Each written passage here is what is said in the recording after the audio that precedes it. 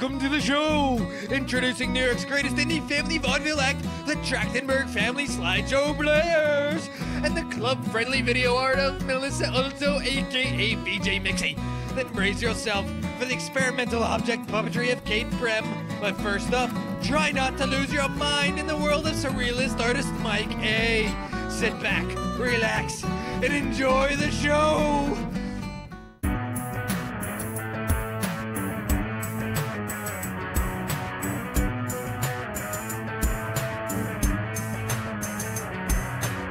Hi, my name is Mike.A. I'm a New York artist, born and raised in the Bronx.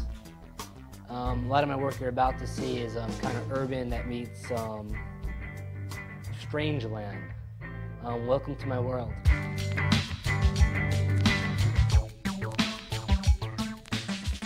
This piece is called My Backyard. Growing up in the Bronx, I had this apple tree behind my house. When my grandfather passed away, the tree came down. The tree kind of represents my grandfather in some kind of whacked out way. Art is my life, you know? I've been painting all my life, so I don't know how I can live without being an artist. I'm inspired by everything I see. You know, I grew up, my grandfather was an artist.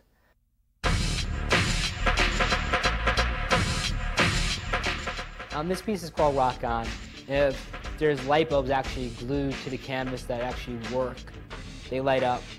Definitely inspired by, you know, bands that still think they can still make it after years and years. When you look at the IV hooked up to him with the slippers on, he's still trying to rock out. The lights are shining on him. If you look at the guitar, there's actually real strings coming off the canvas. You know, just getting out of the hospital and still think he's a rock star. Right now I'm a creative director and I'm still trying to push what I believe in is my kind of whacked out world of illustration that meets urban, meets ghetto, meets the Bronx style of this funky world that my mind's been living in for about, I don't even know how many years, all my life. You know, the spray can ran from the Airbrushed to the marker, to the mouse, to back to the paintbrush. Being on a computer all day, every day, making a living, it's almost like I hate my job, but even though I'm an artist and still doing the thing I believe in as an artist and being on a computer, I'm going back to where I began as a fine commercial artist where I couldn't get work.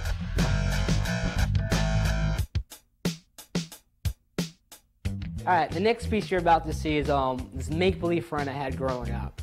His name is Zippy.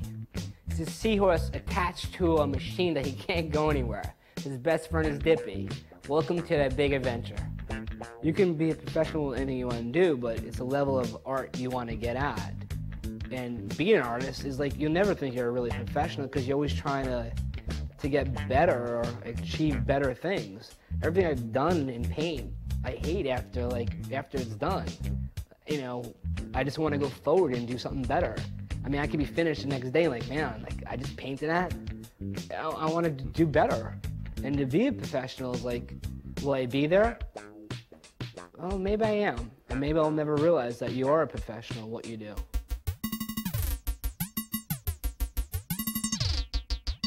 Not too long ago. This was me growing up in the Bronx. Feels not too long ago. I used to do graffiti, paint, had no idea what I was doing as an artist. Being on fire, using a spray can, running around in the Bronx, not too long ago.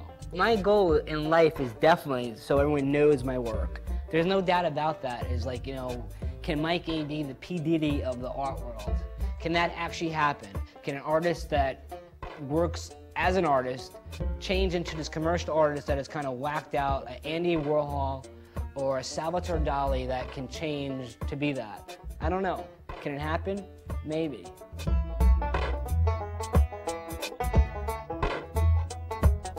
This goes out to every street vendor in New York City. What they're feeding us is not food. Chemicals, worm dogs, cake dogs, knishes. Go figure. I think I'm finally getting my art out there, but it's hard as a New York artist with so many artists around in the city. I've been showing my work, you know, every couple of months, and I'm definitely getting feedback of how come you're not a commercial artist? How come you're not an illustrator? And I ask myself that every day when I'm a designer, creative director, studio manager, and I'm not painting full time. And what I'm trying to do is cross between that to get to the level that, and to be out there and see what people think. You know, good is bad and bad is good. And you're always gonna have mixed opinions, so.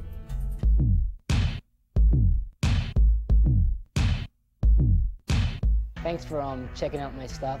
If you wanna see more, go to Mike.A.design.com.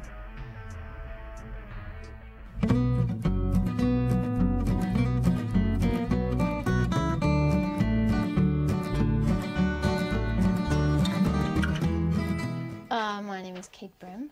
I'm a puppeteer, professional puppeteer. I also go by the stage name Raise Plow. Aside from being inspired by junk, by what is around me, I mean, that's a lot of the way that I build things is what I see around me and what I can make it into. But I have to say that, strangely, what really inspires me is critical theory. I have this degree in performance studies from NYU, which is really basically a study of critical theory, and that the imagery used in some of these essays is ridiculous and amazing and very inspirational in a bizarrely creative way. I thought I was going to be a visual artist, and I did a lot of drawing and painting and took all those kind of classes until I was a preteen when I was introduced to the theater, and I was destined to become an actor and was in a lot of plays, but always had this sort of inkling that I wanted to do experimental theater.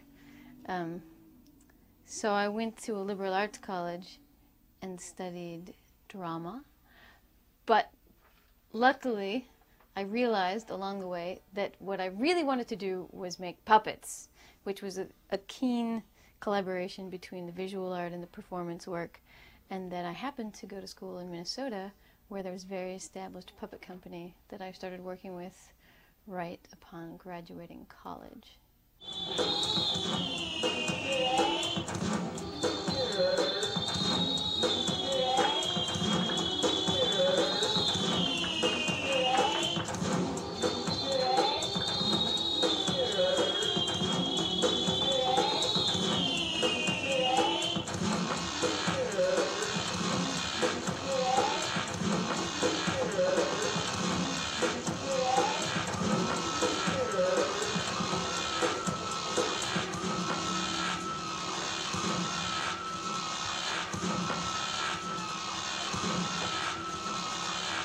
Undermining the productive work of structure, desire makes its object and loses its object in one and the same gesture, committed to its constant dissolution.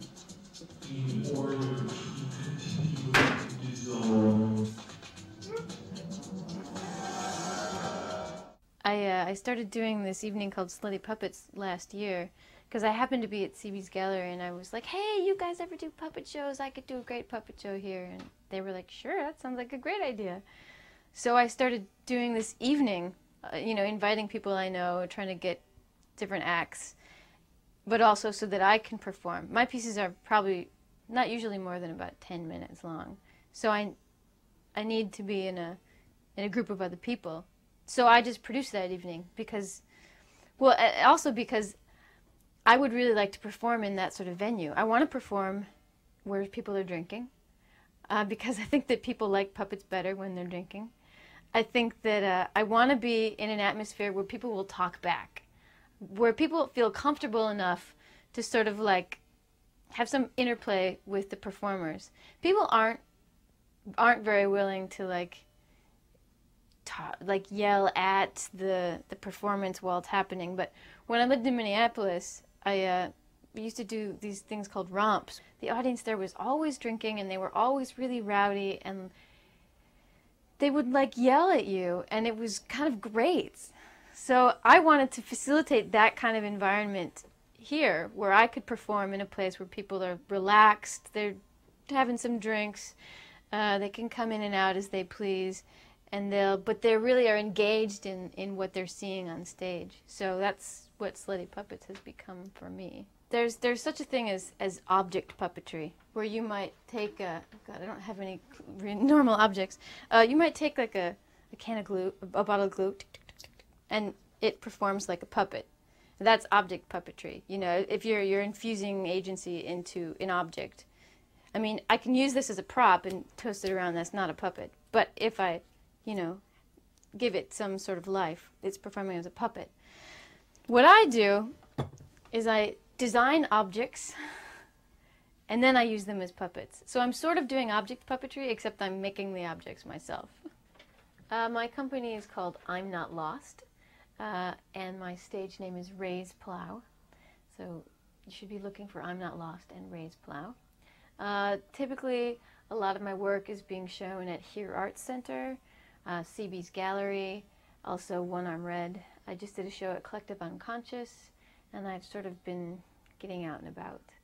But that's how to get me. My website is imnotlost.net. That's imnotlost.net.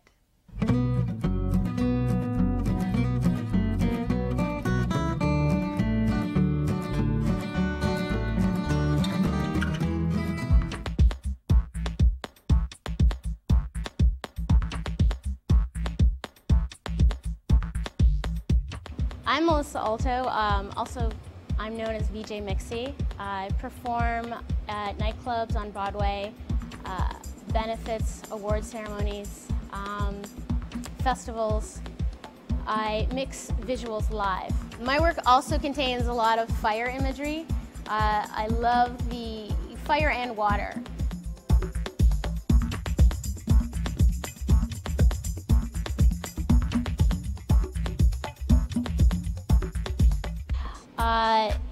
I have an open conduit to my creativity. A lot of people sometimes need drugs, they need to do all kinds of special exercises. I've always had an open conduit to my subconscious. So for me, creativity is a natural state of being. I'm inspired by everything and I'm constantly creating. I have over 1,000 animations currently in my library, plus I would say 200 mini TV tapes of different events that I've shot, blue screen shoots with different dancers, with myself.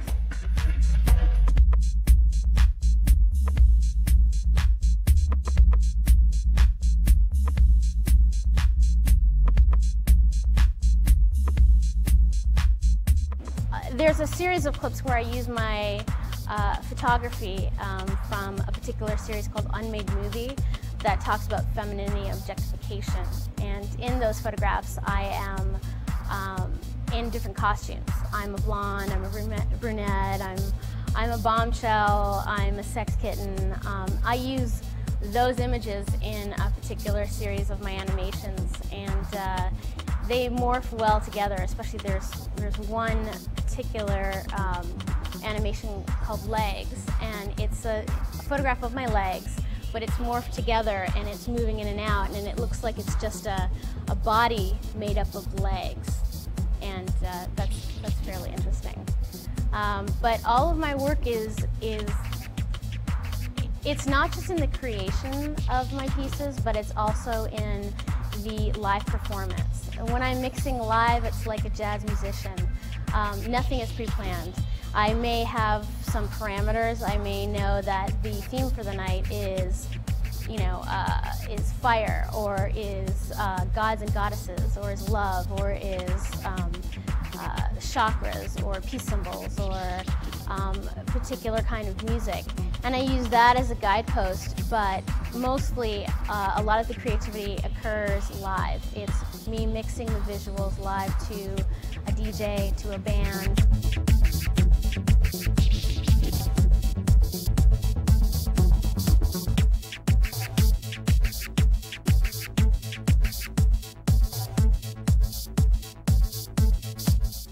I've been working with moving image since the early 90s.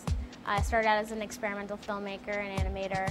I also was working a lot with different web technologies. They kind of converged when I worked full-time at Columbia University as a senior digital video specialist. That required me to basically be an on-staff documentary filmmaker that also had to work with streaming technologies and research bleeding-edge technology in regards to video. And it was at that time that I came upon NATO and Jitter and Dervish and all the other applications, and it really just clicked with my own personal aesthetic, being an experimental filmmaker, and have already, created a body of work. This was exciting to me. Editing is probably probably the most favorite part of filmmaking for me, and what I do live is kind of like editing on the fly, and it's a little more exciting and very creative.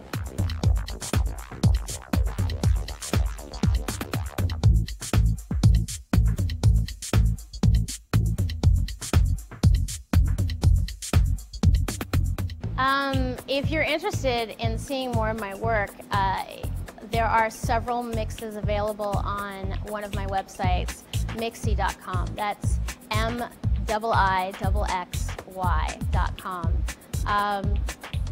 Yeah, I mean, I've got samples of my work on that website. I also have other websites linked to it that show some of my photography and other filmmaking and painting and writing.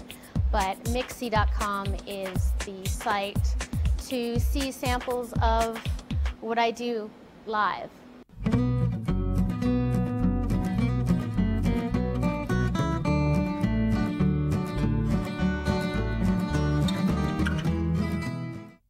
Hi, I'm Jason Trachtenberg from the Trachtenberg Family Slideshow Players. I play guitar and keyboards for the Trachtenberg Family Slideshow Players. Hi, I'm Tina Pina Trachtenberg, and I run the slide projector for the Trachtenberg Family Slideshow Players. Hi, I'm Rachel Pina Trachtenberg, and I'm the drummer for the Trachtenberg Family Slideshow Players. Look at me, here we are in the parking lot. My friends cough because they smoke a lot. Look at me, look at me, look at me. Here we are, there's a bear up against the car. Chiropractic can fix you there when you're Sonny and Cher, Sonny and Cher. Look at me. We became involved in making art as a result to better ourselves as well as better and enrich the lives of others, and hopefully make this world a more intriguing place to live. And why we got involved is I have no other marketable skills, so I have to do this. I get inspired by seeing other performance and other performance artists make the most of the abilities that they've been given. So obviously seeing an amazing writer or an amazing musician is very inspiring, as well as just people, being, showing kindness towards each other and understanding can be inspiring. I get inspired by other drummers and other performers when they're like a lot better, and that makes me want to try harder. Yes. I had a notorious day job for 10 years, walking people's dogs, and it paid the bills. But at this point, we are fortunate enough to be able to sustain ourselves through the Trachtenberg Family Slideshow Players, which is sweet. I think well, the public didn't perceive my art at all until I started putting slides and added the family, until we started doing the family band together. Ladies and gentlemen, let's have a slideshow. Ladies and gentlemen, here's our concept. We go around to people's estate sales and yard sales, the estate sales and yard sales of anonymous deceased strangers, right? Or ADSs, as we call them in the business.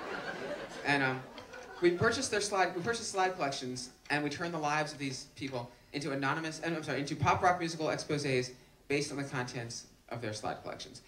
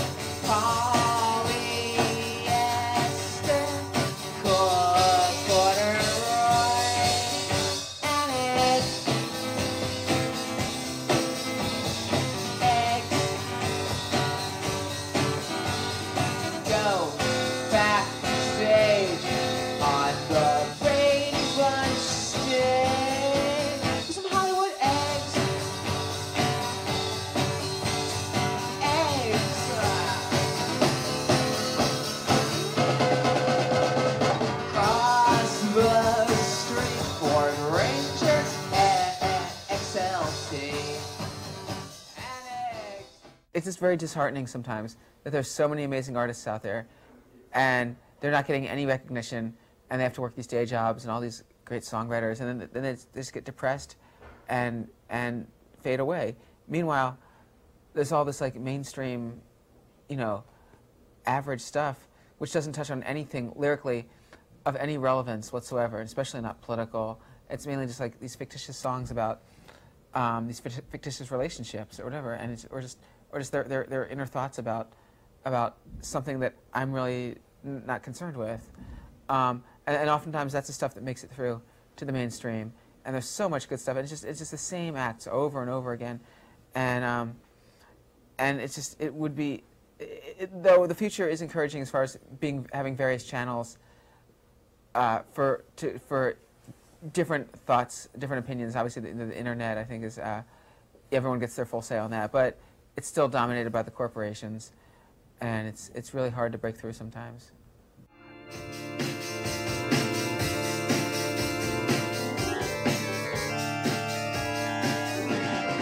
Who are these men from your middle America? They're political views. They are cause for hysteria. Sometimes.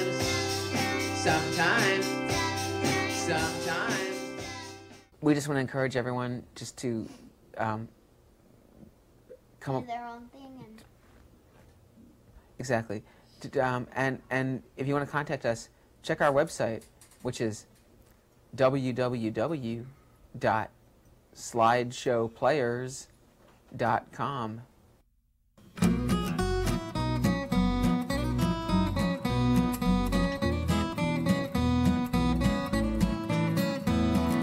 Thanks to all the artists and all the people that made this show possible. Special thanks to New York City for providing a breeding ground of creativity. It's art, or something like it's art, or something like it. This is Art or Something Like It, presenting a gallery of amazing artists each and every week, and more integrity than he can shake a stick at. For more information about the show, or any of the artists on the show, please visit artorsomethinglikeit.com. Next time you experience something new and you don't know what to make of it, you should ask yourself, is it art or something like it? Thank you. Good night.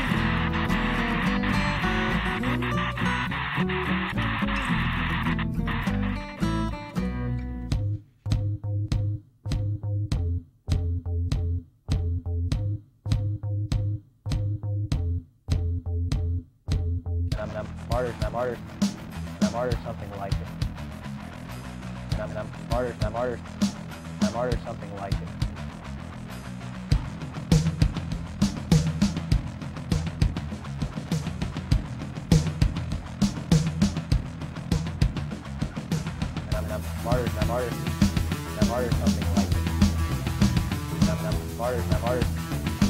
something like it.